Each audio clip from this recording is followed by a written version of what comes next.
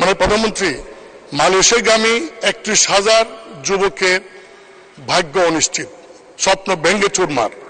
17,000 কর্মীর অনুমতি সহ সবকিছু রেডি ছিল, 31শে মের মধ্যে পাঠানো যায় নাই। মানে স্পেশাল ফ্লাইট দিয়ে অন্যান্য ফ্লাইটের সঙ্গে সংযুক্ত করে কিন্তু সবাইকে পাঠানো হয়েছে, কিন্তু অনেকে বাদ পড়ে গেছে। এই বাদ পড়ার কারণটা কি সেটা অনুসন্ধান করা হচ্ছে। দলীয় চিফ হুইপ মোহাম্মদ মুজিবুল হক, কিশোরগঞ্জ 3, সম্পূরক প্রশ্ন করুন। মাননীয় স্পিকার, মাননীয় প্রধানমন্ত্রীকে আমি যে প্রশ্নটি করব এটা সম্পূরক, এর সাথে সংশ্লিষ্ট না, কিন্তু খুবই গুরুত্বপূর্ণ, সেই জন্য একটু সুযোগ আছে আপনাকে প্রশ্ন করার অন্য বিষয়ে, তাই করছি। মানে প্রধানমন্ত্রী, মালয়েশিয়াগামী 31,000 যুবকের ভাগ্য অনিশ্চিত, স্বপ্ন ভেঙে চুরমার। 17,000 কর্মীর অনুমতি সহ সবকিছু রেডি ছিল, 31শে মের মধ্যে পাঠানো যায় নাই। এর জন্য দায়ী যারা, তাদের বিরুদ্ধে কঠোর হস্তে ব্যবস্থা নেওয়া হবে কিনা, এবং মানে স্পিকার, মালয়েশিয়াতে 14টা দেশ থেকে রিসিভ করে ম্যান পাওয়ার, তার মধ্যে 13টি দেশেরই যারা লাইসেন্সধারী বৈধ সবাই লোক পাঠাতে পারে এক্সেপ্ট বাংলাদেশ। শুধুমাত্র বাংলাদেশেই মালয়েশিয়ার কিছু লোক এবং বাংলাদেশের কিছু লোক মিলে মাত্র নির্দিষ্ট কয়েকটি এজেন্সির মাধ্যমে পাঠাতে হয়। আমার প্রশ্ন হলো যে 14টি দেশের মধ্যে 13টি দেশ যদি সবাই লাইসেন্সধারী কর্মী পাঠাতে পারে, বাংলাদেশ কেন পারে না? এই জন্য দায়ী কে? মন্ত্রণালয়, আমাদের ডিপ্লোমেট বা নাকি?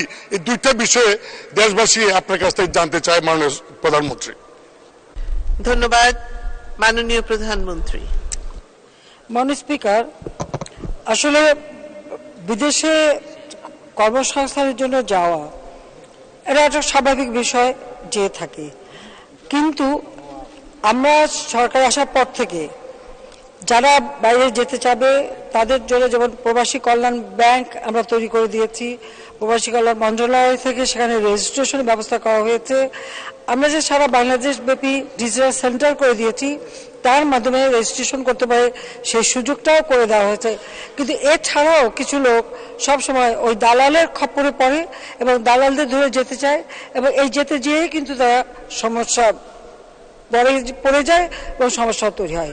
আর এবারে যেটা যাওয়ার কথা ছিল, হ্যাঁ, আমরা কিন্তু মানে স্পেশাল ফ্লাইট দিয়ে অন্যান্য ফ্লাইটের সঙ্গে সংযুক্ত করে কিন্তু সবাইকে পাঠানো হয়েছে, কিন্তু অনেকে বাদ পড়ে গেছে। এই বাদ পড়ার কারণটা কি সেটা অনুসন্ধান করা হচ্ছে। আরেকটা বিষয় আমার মনে হয় মাননীয় সংসদ সদস্য সঠিকভাবে বলেছেন যে যখনই আমরা আলোচনা করে ঠিক করি কত লোক যাবে কি যাবে, ঠিক তখনই দেখা যায় যে আমাদের দেশের এক শ্রেণীর লোক তারা ওই ম্যান পাওয়ারের ব্যবসা করে এবং তারা তড়িঘড়ি করে লোক পাঠানোর চেষ্টা করে। আবার এদের সাথে ওই মালয়েশিয়ারও কিছু সংযুক্ত আছে, যার ফলে জটিলতার সৃষ্টি হয়। প্রতিটি বারই যখনই আলোচনা করে, সরকারি পক্ষ থেকে আলোচনা করে একটা সমাধানে যায়, তখনই কিছু লোক দ্রুত সেখানে ছুটে যায়, যে একটা মানে একটা অস্বাভাবিক পরিস্থিতির সৃষ্টি করে।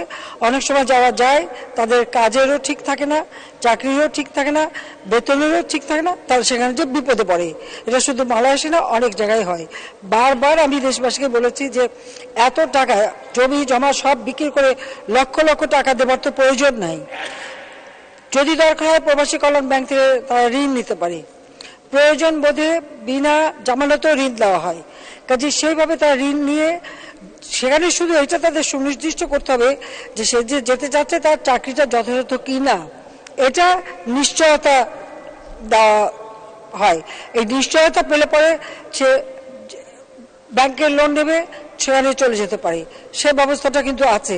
কিন্তু তারপরেও আমাদের দেশের কিছু মানুষ আছে, কে আগে যাবে সেই দৌড় দিতে যে হাতা খাতা বাড়ি ঘর সব বিক্রি করে তারপরে পথে বসে, অথবা সেখানে যদি চলেও যায় বিপদে পড়ে। তো এখন মানুষকে বারবার আমরা বলছি যে এভাবে না যাওয়া, তারা সোজাসুজি যেটা নিয়ম সেই নিয়ম মেনে যদি চলে তাহলে কিন্তু এই বিপদগুলির সৃষ্টি হয় না। এটা হলো বাস্তব কথা। তবে এবারে কি সমস্যাটা হয়েছে অবশ্যই এটা আমরা খতিয়ে দেখছি, এবং এর জন্য যদি কেউ দায়ী থাকে অবশ্যই তার বিচার করা হবে। ধন্যবাদ মাননীয় স্পিকার।